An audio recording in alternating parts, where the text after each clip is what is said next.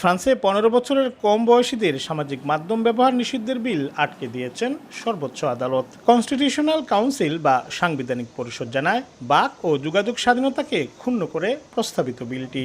আদালতের রায়ে বলা হয়, শিশুদের সুরক্ষার বিষয়টি আইনসম্মত ও বৈধ, তবে খসড়া বিলটি উপযুক্ত নয়।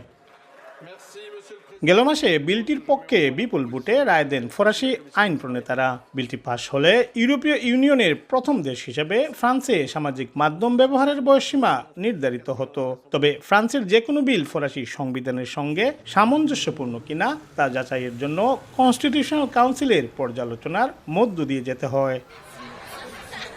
আদালতের সিদ্ধান্তের পর প্রধানমন্ত্রী সেবাস্তিয়ান লেকর্নুকে যত দ্রুত সম্ভব বিলটি নতুন করে তৈরির নির্দেশ দিয়েছেন প্রেসিডেন্ট ইমানুয়েল ম্যাক্রো। ঘুমের জাদু সোয়ান গ্রুপের একটি পণ্য। অস্ট্রেলিয়াকে অনুসরণ করে কম বয়সীদের জন্য সামাজিক মাধ্যম ব্যবহার নিষিদ্ধের উদ্যোগ নিচ্ছে বিভিন্ন দেশ। গেল জুনে একই ঘোষণা দেয় ব্রিটেন। বড়দিনের মধ্যে দেশটির পার্লামেন্টে এই প্রস্তাবগুলোর উপর ভোট হওয়ার কথা রয়েছে।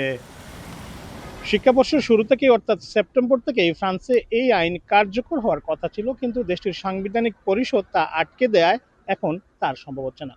যদিও দেশটির প্রেসিডেন্ট ইমানুয়েল ম্যাক্রো দেশটির শিশু কিশোরদের মস্তিষ্ক সুরক্ষার দাবি করে এই আইনের পক্ষে যৌক্তিকতা আগেই তুলে ধরেছিলেন এবং আগামী বছরের মধ্যে এই আইন পাশ করার কথাও পুনর্ব্যক্ত করেছেন।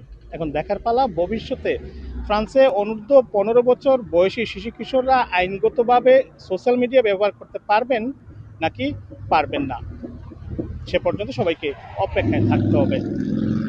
ফ্রান্স প্যারিস থেকে মোহাম্মদ লুৎফুর রহমান বাবু, সময় সংবাদ।